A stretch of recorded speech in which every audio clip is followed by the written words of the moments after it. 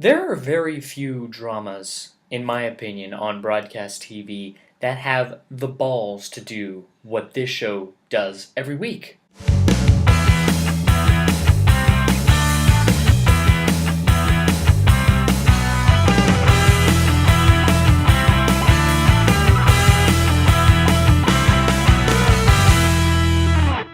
Scandal, specifically Season 3, a TV show created by Shonda Rhimes, who's best known for creating Grey's Anatomy, although in my opinion this is one of her better works. Now if you look on my channel, no, I did not make a review for Seasons 1 and 2, because I saw those before I decided to make TV reviews. So to get you up to speed on what this show's about, it's about Olivia Pope, played by Kerry Washington. Her job is to fix problems with politicians, scandals, to make them all go away. And she uses her company, Pope and Associates, to do that. So, likewise, there is a supporting cast of characters that work for Pope and Associates. There's another supporting cast of characters that live in the White House. President Fitzgerald Grant, played by Tony Goldwyn, is very much involved in Olivia's life due to the fact that they secretly have an on and off affair. Obviously, which affects the First Lady, Mellie, played by Bellamy Young. To add to the White House shenanigans, there's another major character by the name of Cyrus Beane, the President's Chief of Staff, played by Jeff Perry, who's probably one of the best written gay characters on TV, in that he happens to be gay, and the writers don't seem to have to resort to stereotypes to exemplify that. He's just gay, let's just get on with the story. That's just a part of his trait. As for the overall series, in terms of my praise, I love the diversity on this show, in that they don't draw too much attention to what makes characters a minority, or something like that. Best example is for the character of Olivia Pope. Not too much attention is drawn to the fact that she is black, which I like that. Because a lot of other TV shows, if there's a character who's of a certain racial minority, that fact will certainly get mentioned. As if being of this particular minority affects this character, it makes this character a completely different person because he or she is of this minority. Although it's not completely unnoticed. Actually, only one moment I can remember in which her race is actually mentioned, and it has something to do with the whole how can a Republican president appeal to minorities, that kind of thing, politics kind of stuff. I'll get to that later. But other than that, no one says, oh, I work for a black woman named Olivia. It doesn't come up. She's just a person running this organization that has a big effect on Washington politics. I love how Cyrus Beane is a character. He is a man working in the White House and ultimately calls a lot of shots in the White House. He just happens to be gay. Now, given the kind of television that I watch, I would have not known that first. Case in point, Modern Family. Now, the characters of Cameron and Mitchell are quite enjoyable in that show, but let's just be honest. Those characters tend to resort to certain gay stereotypes. Here we have Cyrus, works as the Chief of Staff of the White House, and his husband, James Novak, a major reporter for the news media, and they're just normal people that happen to be married and have a loving relationship, of which I can just look at them and say, that is a couple. Not look at them and say, that's obviously a gay couple, as if it's dramatically different from a heterosexual couple. No, they're just a couple, all the same, and I really enjoyed that. Now, from this moment on, I'm going to start talking about Season 3. So, if you haven't seen Seasons 1 and 2, spoiler alert. There should be something down here that, yeah, you see that? Okay. Season 3 of Scandal starts with Olivia Pope meeting her father, who turns out is the head of B613, a covert intelligence organization that works beyond the president's control. It does its own thing, which becomes a main focus of the series, and the ethics of having so much control not under the president, that kind of thing. So likewise, this gets characters of Huck and Jake Ballard involved in trying to bring it down, especially when they find out your daddy is command. You remember what they did to Huck in Season 2. If you also remember what happened at the end of Season 2, the character of Quinn Perkins starts going through her darker side as she tortures a man right in front of Huck's horrified eyes. That seemed to indicate that she was gonna go to a darker side, and indeed she does in this season. And it gets a little annoying for a while. I think it's just because this was the girl at the beginning of the show that was kind of the audience's eyes into the organization, but then it turned out that she had a bigger part in all of it than you realized, and now she's kind of starting to go a little bad. But what makes her redeeming is that you start getting hints here and there that she still has a light, good heart in her.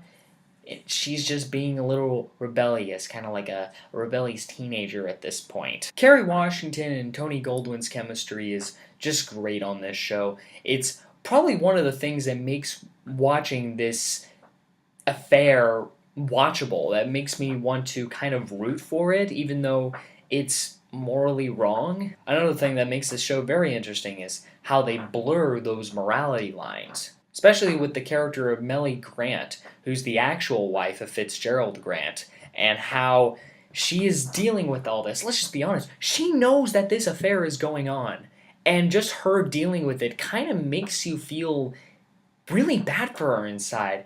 I've always used to think of her as kind of a bitch wife, but as time goes, you begin to sympathize with her, and there's some moments when you hate her, and some moments where you don't hate her, and you're not quite sure where do you want them? Do you want her to stay married with Fitz, or do you not want her to stay married in Fitz? Which way is best for everyone? This show does not exist to teach moral lessons to its audience. It's to show flawed characters dealing in a very flawed world. Granted, House of Cards is kind of like that. However, the thing about House of Cards is, first of all, the characters are bad. They're not flawed, they're just bad. The advantage Scandal has over House of Cards is that Scandal is very fast-paced, whereas House of Cards relies on the fact that you watch all those 13 episodes in a row as a season and it comes into one cohesive story, which I don't mind that. But Scandal is formatted very differently. It's formatted for a broadcast station, a broadcast channel that makes shows 22 episodes every season, even though this season it has 18 episodes due to Kerry Washington's pregnancy and having to cut down the order. This show shows broadcast networks that if you're going to make a serialized drama, a show that's only meant to be watched in a certain order, you might as well make it awesome. Don't have like these self-contained stories and then have little snippets of storyline in there at like the end of the scene or in the middle of the show like many of CBS's crime dramas. No, go full out with it.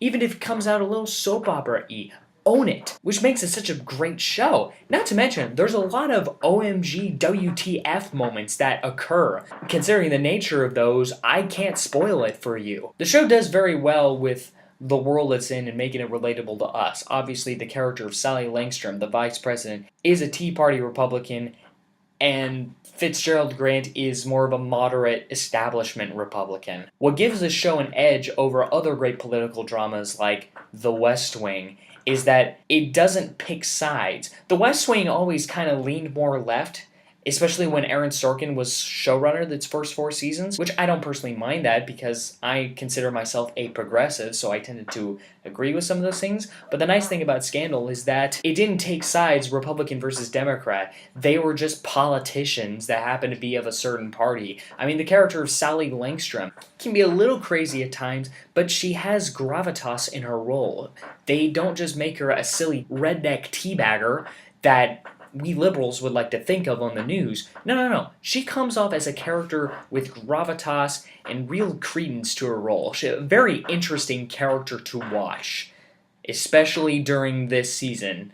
Her character really breaks out this season. As for the other characters, more details in many of the characters' lives are explored. You learn more about Mellie, you learn about Fitz. You actually get to learn a little bit more about their family. They always reference they have more kids, but you never actually see them because they're off at boarding school, and you finally see them this season. B16 is elaborated upon, Olivia's past is elaborated upon, and with all this story going on, you don't really know what the end conclusion's going to be. Of course, actually, as you keep going along, you realize, okay, the election's going on.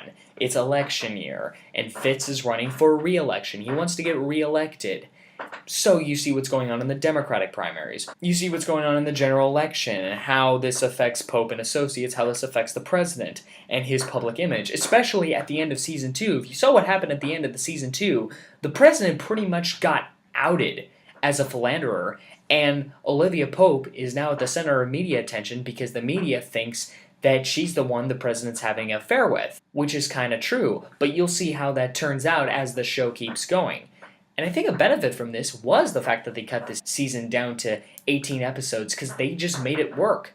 I don't know if they were going to have more filler, or if they were going to extend certain things, but it made each episode a little bit more value because the pacing was tighter. At the end of this, I feel so much sympathy for all the characters, for all the crap and the craziness they have to go through on this show. The characters.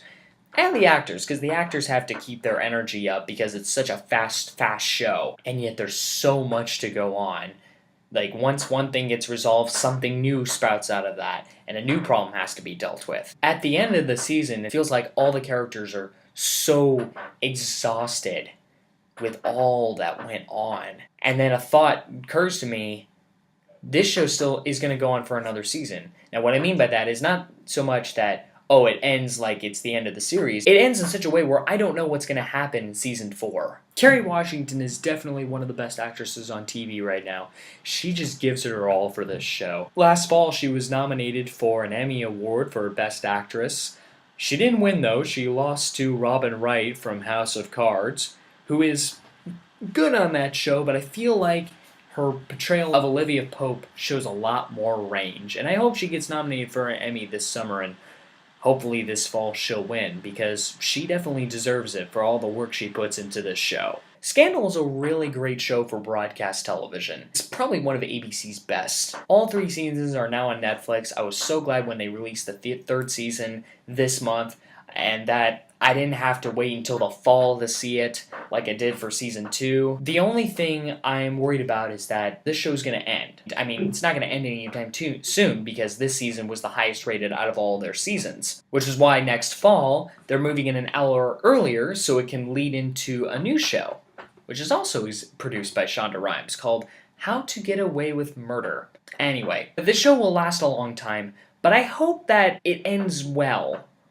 I mean, it's a little too soon to say that. I hope the show ends well. I always compare these kind of shows to Breaking Bad nowadays because Breaking Bad ended where it needed to end. The writers were smart enough to end it before they started jumping the shark too much. And I hope they do that with Scandal. I don't want them to keep the show going on for so long that it just becomes incomprehensible and crappy and not worth it. But we'll see what happens this fall for season 4. Anyway, if you haven't seen Scandal, go watch it right now. I enjoyed the show, and I hope you enjoy the show too, because it's really good, and it's one of the few shows on broadcast that could actually give cable a run for their money. Thanks for watching, and I'll see you next time.